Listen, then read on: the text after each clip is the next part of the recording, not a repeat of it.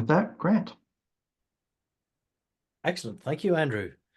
I'm going to say it for the last time this year. Happy New Year, everyone. Welcome to the January 2024 OWASP Global Board meeting call.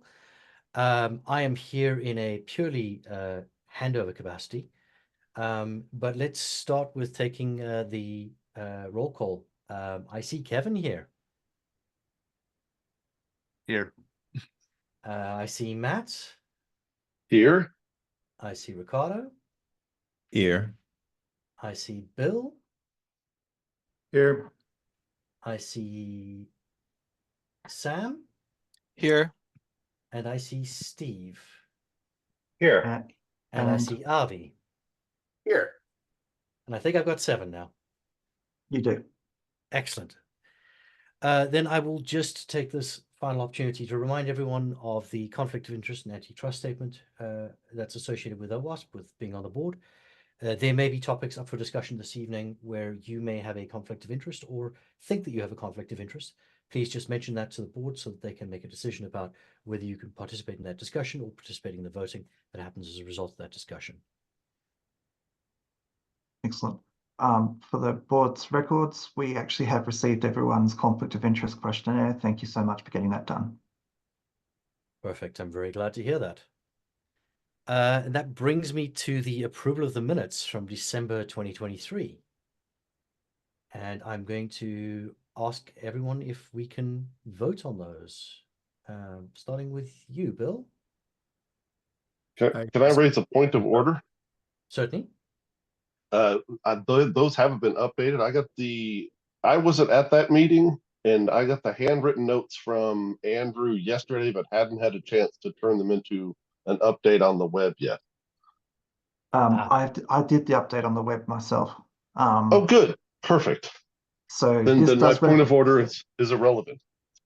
Yeah, there were no votes. And so I've got the attendees, apologies and guests. That's all been updated. The Zoom recording is there for anyone who wants to watch it.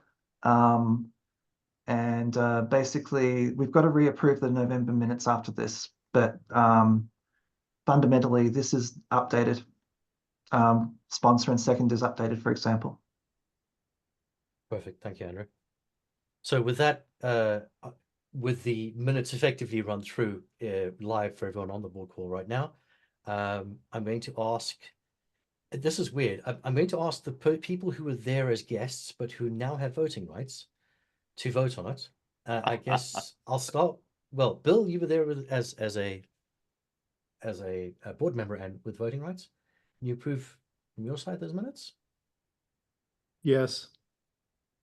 Kevin? Yes. Matt, I'll ask you, but you've said that you... Yeah, I should probably abstain since I wasn't there. I mean, I can read them, but I don't have any history with them. Perfect. Ricardo? Yes. Avi? Yes. And everything's jumping up and down. Sam? Yes. And Steve? Yes.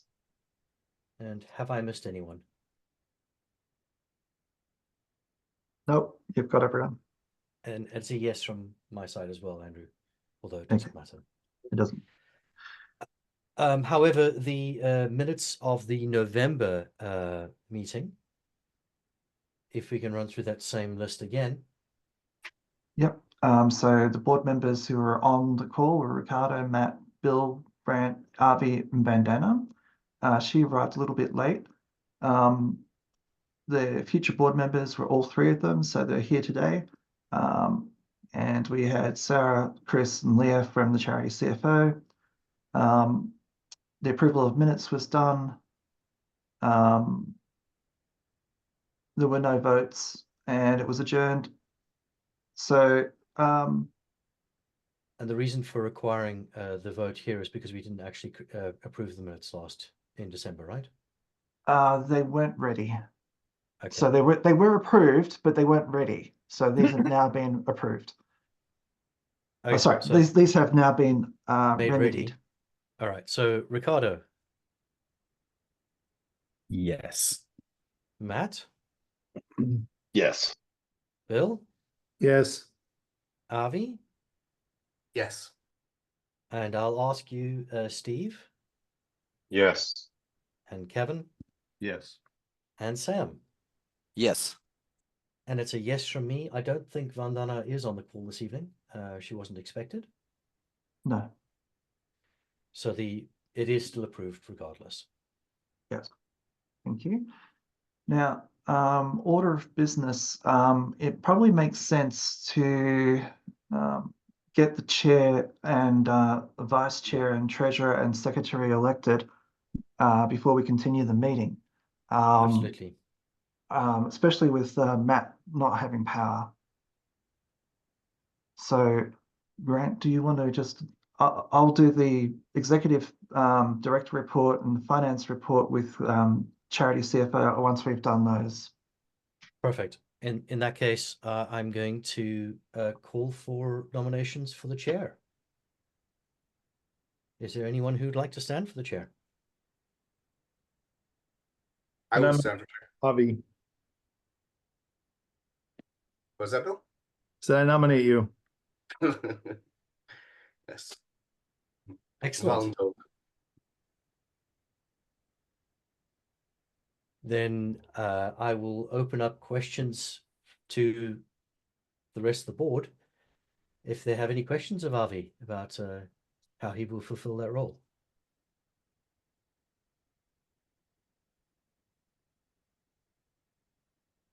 Nothing Very from me. quiet. I'm going to assume that there were very good discussions already had. Feels like everybody's trying to avoid it. I for one, who has no vote, am incredibly happy with the idea. Having seen that that Avi has been a very helpful, very useful vice chair last year, and I'm sure he will do well in the chair's position this year. We need a sponsor and a second for this vote. Well, I'll second that, Andrew. And I can I can get sponsor a it. sponsor? Yeah, I can sponsor. Okay, can we repeat that for me? Who's sponsored? Kevin. Kevin is sponsoring, and Ricardo is second. Ricardo. Thank you. Right. So resolved that the 2024 chair, well, this is the motion I'd like a vote on. Resolved that the 2024 chair of the board of directors is elected as follows. Avi Douglas. And I will ask in order, I guess. Avi, do you accept the nomination? Before we start the vote, can I point out that this is very anticlimactic compared to last year's? There's no drama here. Come on. Wait, somebody throw Rotten Tomatoes or something. Avi, you're going to have a lot of drama a little through the drama? year. I mean, I was let's gonna be say, very did you- clear. If we're asking for drama, I'm full of it. And I use that phrase on purpose. But I think you'll find drama without looking for it in this occupation as well. So, like, Yeah. I don't know that I'd go fishing. Let's see if you feel let's see if you feel Absolutely. the same way in June after that statement that you had drama after a few months as chair. I must admit, I was going to wait until it was official before mentioning that there was no drama in that vote. Let's get through the vote first, Avi. Yeah. So Avi, do you approve that person that Avi as chair? See that now I'm rethinking that. Yes, my vote is yes. Bill, Yes. Kevin, I sponsored it, but every bit of me wants to say no just to mess with Avi for drama, but yes.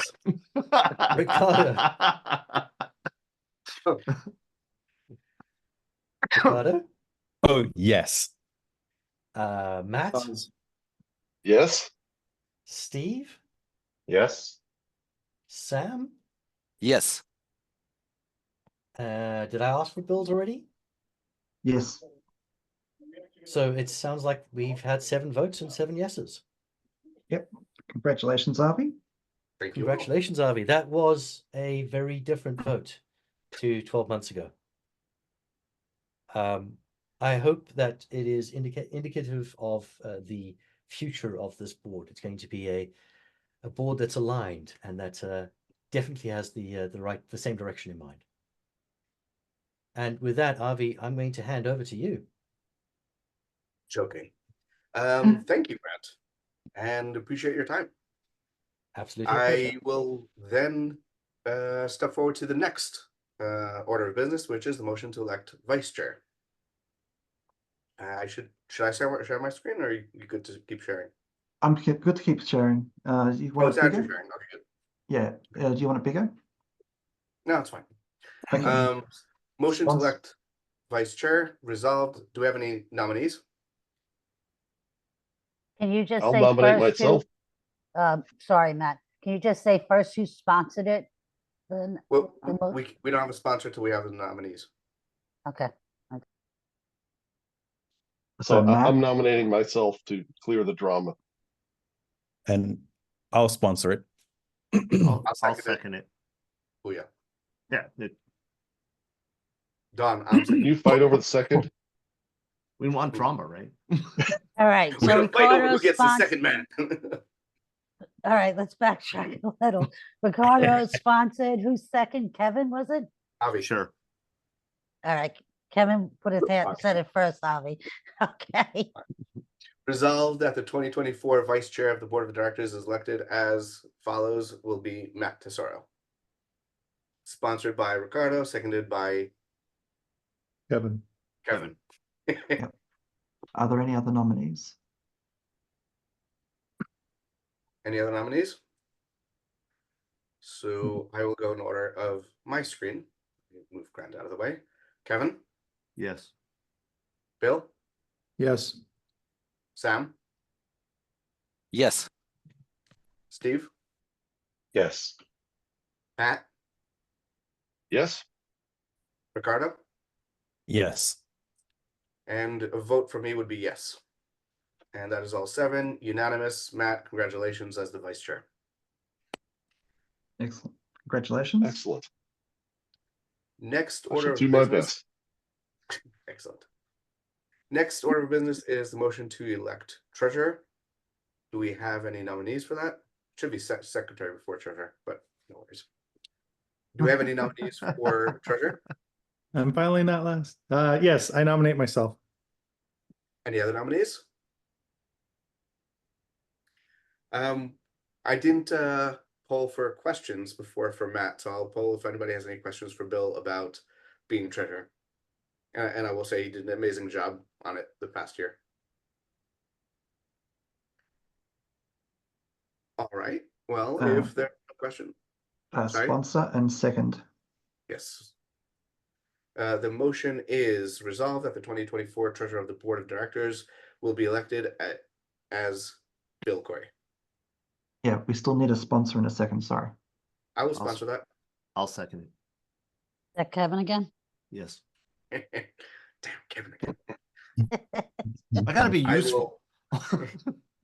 I'll take votes according to my screen. Kevin, Yes. Bill, Yes. Sam, Yes. Steve, Yes. Matt, Yes. and Ricardo. Yes. Then by unanimous vote, Bill is now the treasurer. No, again. no, wait. You didn't Well- vote, Avi. Oh, I thank you, Don. You're right. I did not vote. I'm first on my screen. It will be a yes for me as well. Okay, thank you. Thank you, Don. Bill, you are elected to be treasurer forever. I have to figure out next year what we're gonna do. Finally, a motion to elect the secretary of the board. Do we have any nominees? I nominate myself.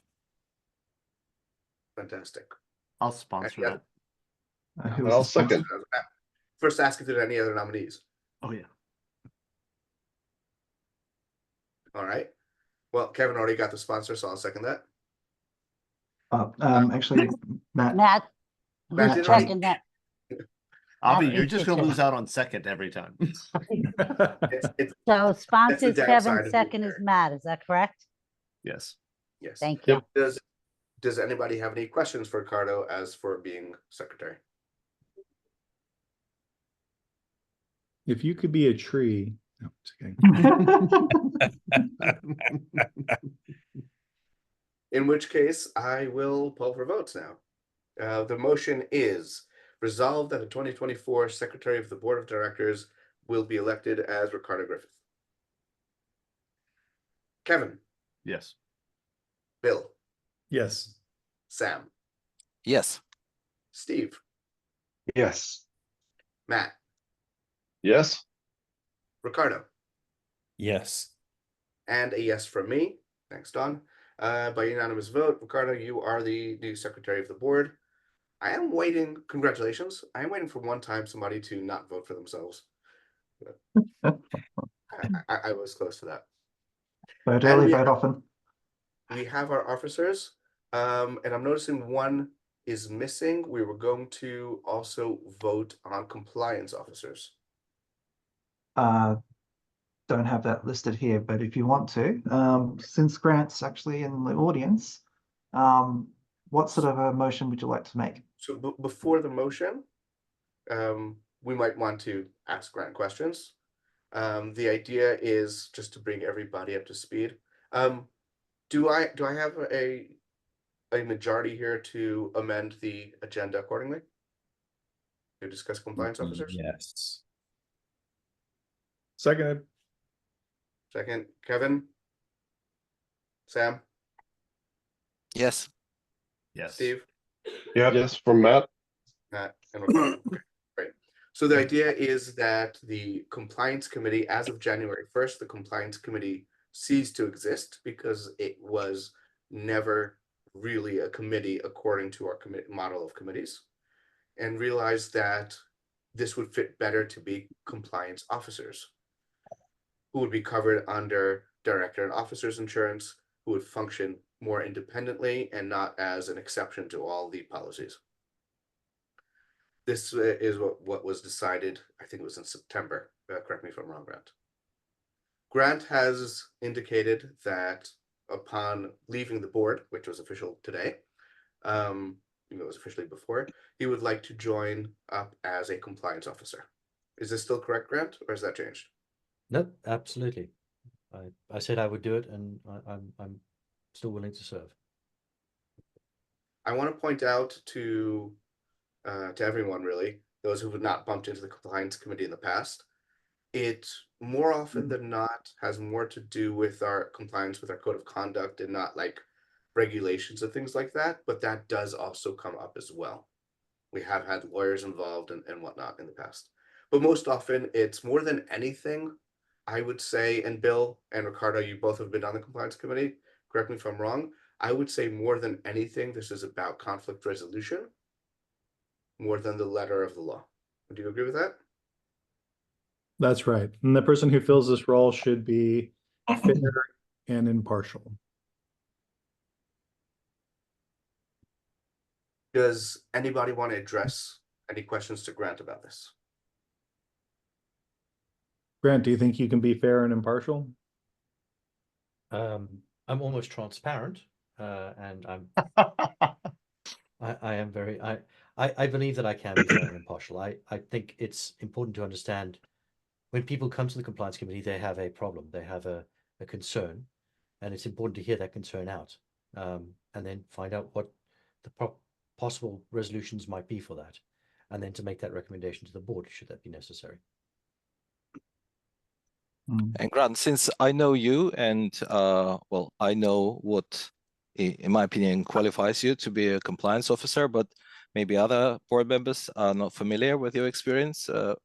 Would you please share how your experience and the qualities can help you in your role as a compliance officer?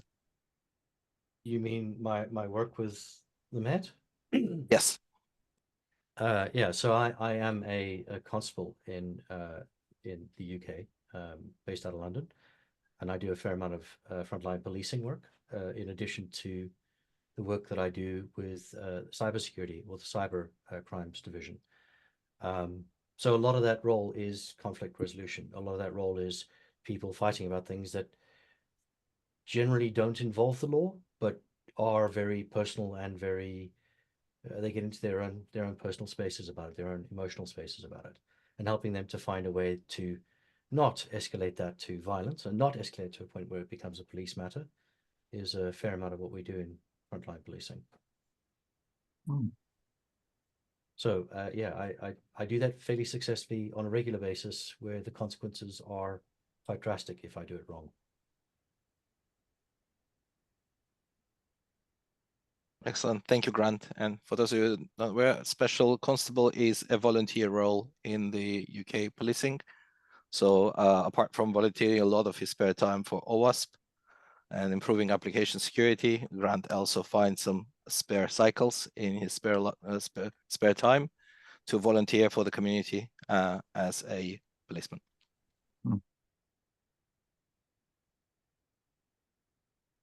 Any other questions for Grant? All right.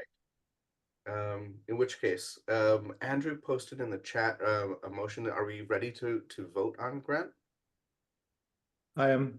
Yes. The motion is as follows. Resolved, Grant Ungers is appointed as a compliance officer for 2024, reporting to the board. Who's the sponsor? I'd like to sponsor this. I'd like to second that. So Kevin and Avi got a second. That's impressive. And that, Thank you. who sponsored it? I Kevin. couldn't hear. Kevin? So I will go in order of my screen. Kevin? Loudly, celebratorily, and resoundingly support this and vote yes. Thank you. I don't know what being a celibate has anything to do with that. Bill? Yes. Sam? Yes. Steve? Absolutely. Matt? Yes. Ricardo? Yes. Grant? I don't Congratulations. actually get a You vote. are the compliance officer. Oh, sorry. I forgot you. me again. And Yeah, that's you a yes forgot- for me. Okay. I keep forgetting myself. I And told that's you, a yes Grant, for you me. weren't leaving us. I was going to say, you finally got one who didn't vote for themselves, Harvey. Well, yeah, and I forgot myself. So that's a unanimous vote. You are the new compliance officer. I believe we had somebody else that was interested. Ricardo, I believe, was a friend of yours. Yes. Um, Rick Mello.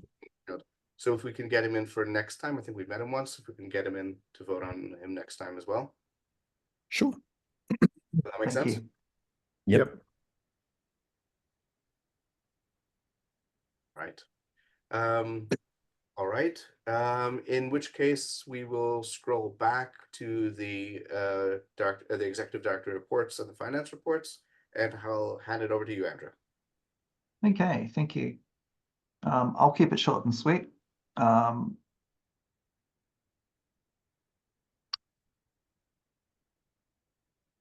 Okay, welcome everybody. Glad that we had a non-drama election. That was very, very good. Thank you. Looks good for 2024, basically. I'm working on an operational plan that enumerates some of the things that we talked about at our January 11 meeting. So basically, we highlighted three sort of functional areas that we're going to get some support from the board this year. And so these are not the only things that we're going to do, but it's one of the three things that I'd like us to deliver. So fundraising, education, in particular, looking at certifications and things like that. And, you know, where is it? Marketing. So basically, they're the things that I think we're going to concentrate on in the operational plan. I'm not going to overcomplicate it. It'll just be a markdown on the website so people can see, and then I'll try and report back on a regular basis with our progress in those areas. Obviously, we need to involve the community. It's not just a foundation activity. The budget 2024 is being finalised. I'll let Chris speak to that. We are in the last throes of working out our event budgets. That should be with Chris later this week. I'm sort of waiting upon the budget being finalised to decide whether or not I hire now or halfway through the year for the position. The reality is that if we get a really tight budget or one that makes a loss, I might call on the board to if we postpone or we just make an investment and hire now. We've got some good candidates, but at the end of the day, basically, we can't make losses forever. That's the important thing that we need to understand here. The annual report 2023, I'm working on trying to get our Guide Star and Charity Navigator back up to the highest level. We actually do have an external audit. I'm waiting upon that final report. Once we've got the final report, we can upload that, the public version of it anyway, to our those two organizations, and that helps with a lot of places like for when it existed, Amazon Smile, for example, YouTube donations and things like that. It's much easier for us to be listed and automatically given donations. We actually do get some small donations from a UK charity because we are listed in those particular organizations and have reasonable financials. So we'll get through that. Operationally, we have a virtual mailbox. This is our new address. I actually do have, we have been busy changing our address everywhere. We changed it on the invoices. We've changed it on the sponsorship agreement. We've changed it on the website. So this is our official address. And when we submit our tax return, this is the address that was used. So effectively, from the IRS and officially, this is the address that we should all be using. Not that I'm expecting a lot of correspondence, but we need to have an official place. I tried changing my the Dun & Bradstreet record. I'm going to have to get them to assist because it didn't work. Okay, Chris. Well, hello. I'm so excited to be here with you guys today. Although I gotta say, I really wish I was here a year ago. So that sounds like quite a meeting you had. Yeah. No, you don't. I The might curl recording's up available. with the minutes in front of the fireplace this weekend for a good You can read. watch the recording. Okay, well, we'll jump right into financials. Let me share my screen with you. Right here. You guys, can everyone, no, I gotta hit the last share button. Can you all see my screen now? Yeah. Okay, we have the December financial reports here. I'll speak to the budget a little bit at the end. I'm going to speak about the budget and the audit as well. We'll go through this relatively quickly. It was nothing exciting or unexpected happened in December. Just going to point out some of the highlights here from statement of financial position. We did have a decrease of just over $1 million in cash during the month of December, which was completely expected and offset by a decrease in almost $1 million in accounts payable. So we had those charges on the books from specifically related to a large Marriott payment for $750,000, which was the biggest part of it. So while the cash picture doesn't look great for the month of December, it was anticipated, and the net between assets and liabilities is relatively unchanged from last month. So aside from the decrease in cash, as you can see, also the decrease in accounts payable here, we're just at $9,000 for the month of ending in December versus just over $1 million at the end of November. So big swings in assets and liabilities, but they basically offset each other, and nothing too earth-shattering on any of the other accounts on the statement of financial position. We will need Andrew to get an update on the affiliated net assets for the end of the year. You mean the European Yes. entity? Yep. Yes. So we'll update that number and reissue this report. Mm-hmm. Jumping into the statement of activities, revenue was relatively flat with the month of November. Total revenue for December was $110,000 versus $116,000 in November.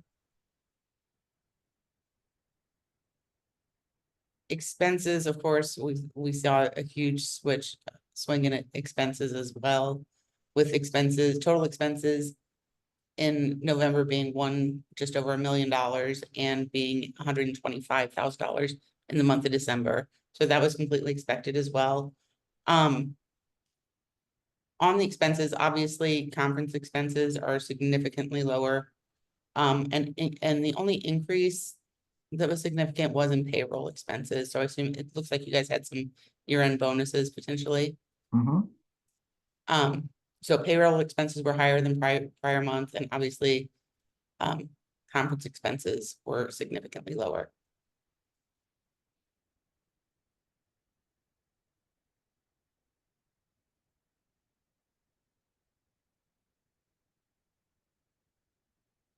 Any questions before we move over onto the budget summary? Like I said, the month was very straightforward and typical. There wasn't really a whole lot to speak to. I think probably the better use of our time is to discuss the budget summary, since now we are looking at the full year. Is this budget summary for 23 or is it looking forward for 24? No, so this is 2023 where we came out according to the budget. So we have our 2023 year-to-date actuals, which of course is the entire year, and our 2023 budget here, so we can see the actual variances. So, and I will say, this is all we had, and I think we discussed this last month as well. We are over budget on revenue. We are almost equally, only a little bit more over budget in expenses. So, not as good as this potentially looks, but it could be worse. Revenue we're over by $348,000. Budget was 2.8 million, and we came in at 3.2 million. Membership income was actually down, and sponsorships was significantly up.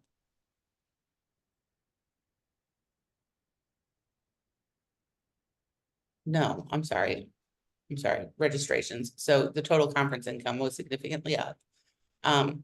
Total donations were up by the largest percentage, but that really doesn't have a large impact because it is a small percentage of the total budget.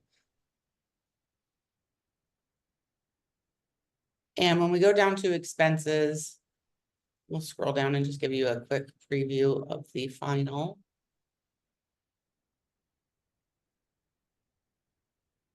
Total expenses budgeted were 2.9 million, and we came in at 3.3. So you can see we're $284,000 over budget on expenses.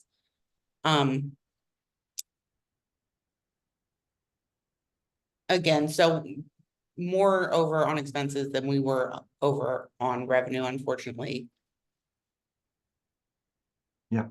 Can you go back to what you were saying about the membership? Because I saw that was also down, but on a different line from what you were talking about. Yeah, but revenue. Yeah, the biggest single change was the corporate supporters. There's far fewer of them. There's $112,000 difference compared to our budget versus what we actually did.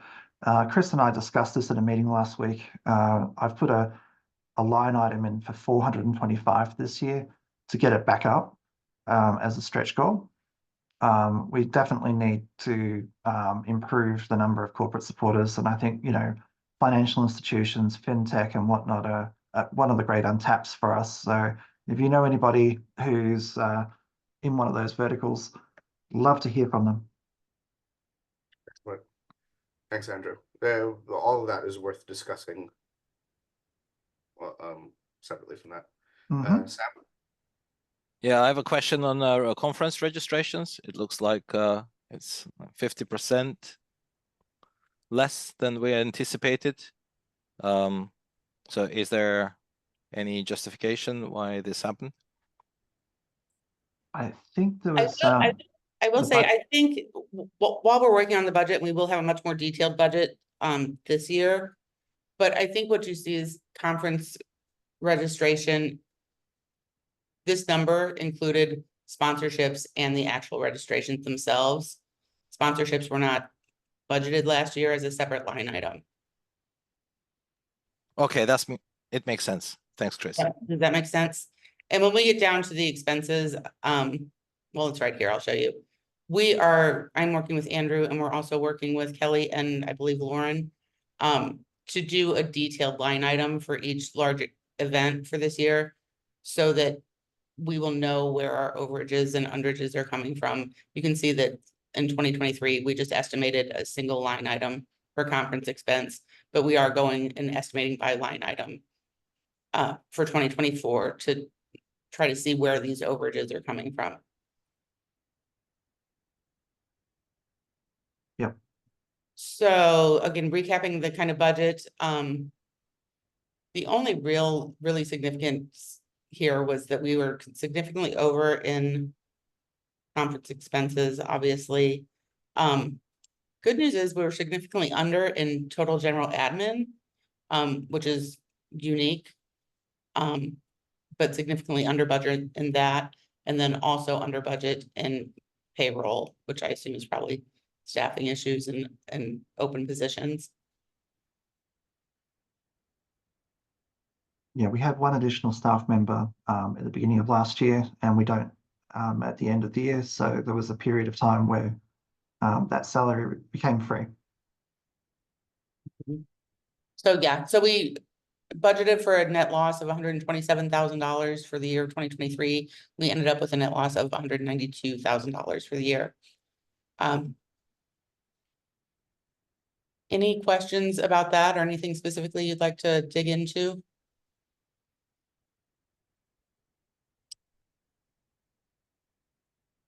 And again, the main driver in that is going to be the difference between the 348 in revenue overages and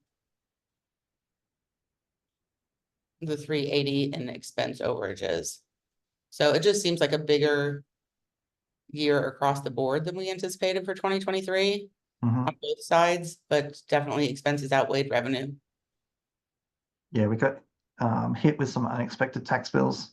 We're going to be working on making sure that the two places that we meet in America, we have our sales tax exemption in place before we hold the event. We are working with Taxback International to make sure Portugal's in the same boat, but we don't know what the answer will be.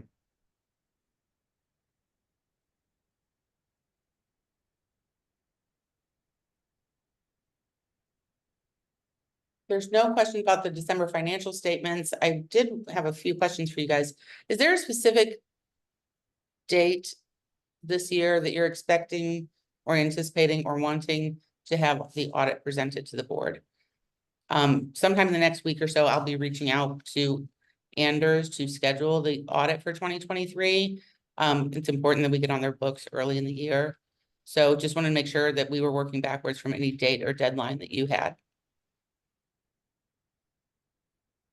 I'm not aware of any deadlines. Okay, perfect.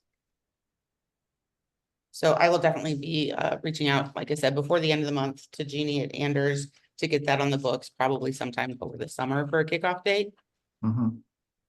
And then, yeah, I just wanted to reiterate that Andrew and I are working diligently on the budget, that it is going to be a more detailed line item.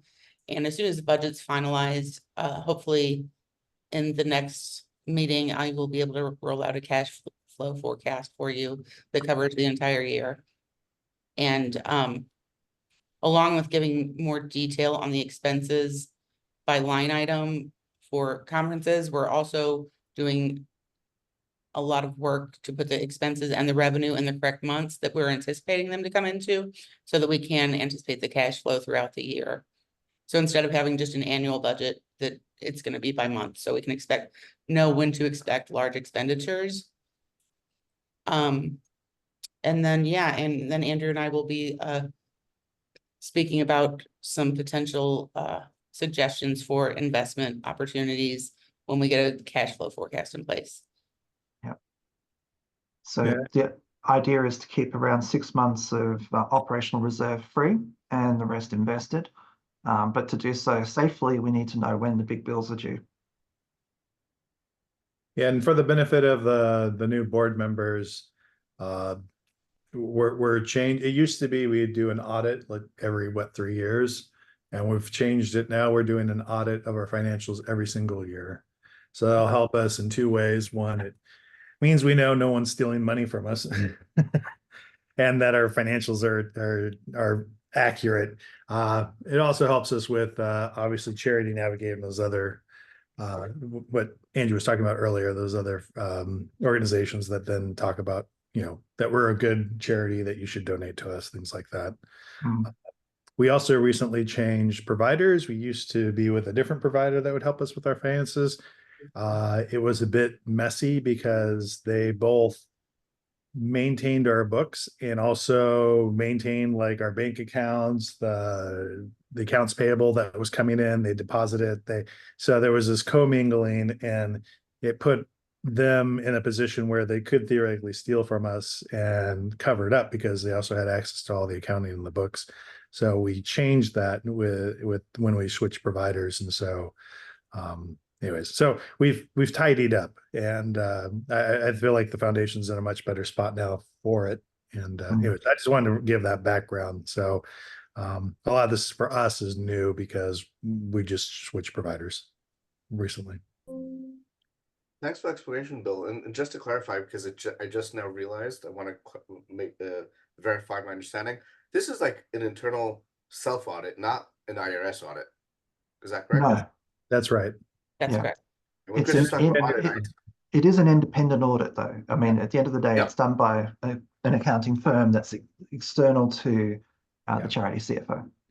yeah, Yeah. but it not an IRS audit. Okay, No. Nope. that's right. No. Gotcha. Thank you. IRS audit would be a lot more freaked out.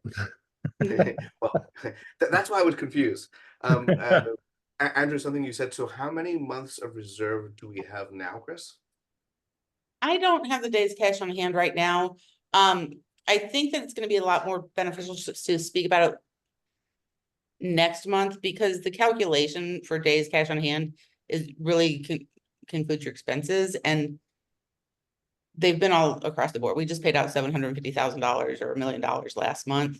So I really think we need to look at the anticipated cash flow in and out and look for 6 months on hand as opposed to the days cash on hand calculation. I can come up with that for you and send it to you after this, but I don't have it handy. Our recommendation though is definitely to have 6 months cash on hand before you start investing.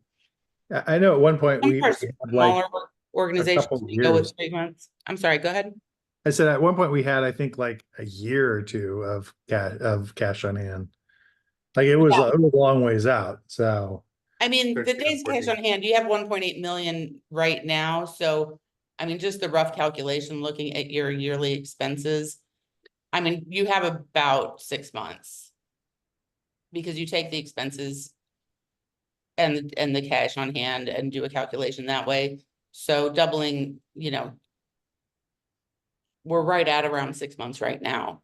But a cash flow forecast will allow us to kind of look and see when we're going to have money come in and when we're going to have large parts come out throughout the year. Sam?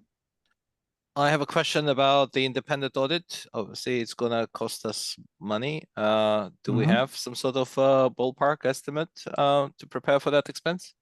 Yeah, it's in the next budget. We're putting the same amount as it cost us last year, which was around 23,500 plus 5%. Okay, thanks.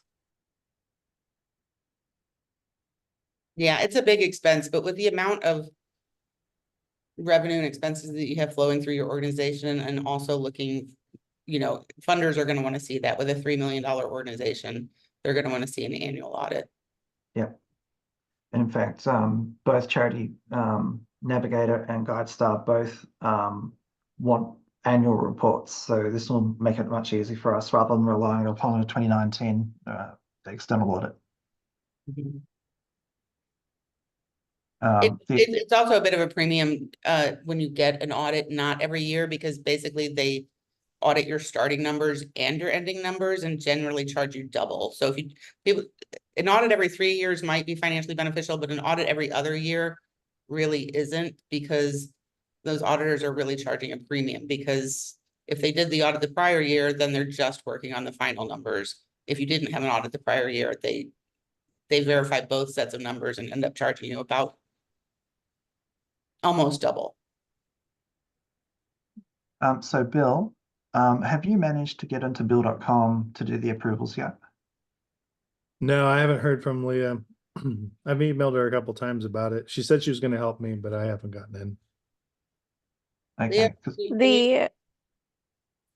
I've set up an account for Bill. I'm not sure why he's not able to log in. Are we using Bill's email address directly now as the second or third level approver? So As I a- just sent out another email to the team. That's, I believe, everyone on the call, in regards to the hierarchy email for the board approval, being that we have a not generic, but the 3 different emails, the chair, co-chair, and vice chair, Treasurer. that was supposed to be created. And I did add those into bill.com as well as Bill's email. So Leah and Bill, could I get you to touch base after the meeting and just sort that out? I think Yeah, it's absolutely. pretty short and sweet. It's not hard to use bill.com. Can I ask a question, Andrew? Mm. When, is there a way for me to see on bill.com things pending for Bill to approve? Yeah, I think you should have access to that, Dawn. If you go to bills and just go to where it Like- says unpaid, you'll get Okay. a status of Okay. everything that's unpaid. It'll say whether it's pending approval or just waiting for us Okay. to approve it. Just And one, it also thank, sends out reminder emails as well. okay. Thank you. No problem. Okay, so Bill, there's one over $10,000 bill this month, which was the true up for Marriott. So I'll get you to have a look at that once you've managed to log in.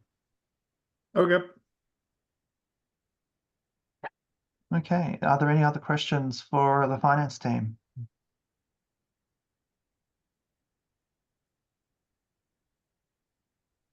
Okay, with that, thank you so much, Chris and Leah. Awesome, thank you. You guys have a Thank you great both. meeting. Thanks. Okay, so I'll take over sharing again.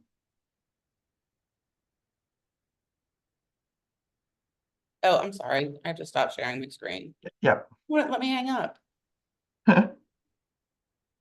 You're in the never-ending meeting. I am in the never-ending meeting, sorry. Have you got it, or do you want me to try? Can you try? How am I not sure? Okay, I've managed it. Okay, just Okay. really quickly, we actually do have the events team on. The P&Ls from last year are there. We made profit on both Dublin and also San Francisco, which is one of the major ways that we make our money. Sorry, Andrew, you're not sharing.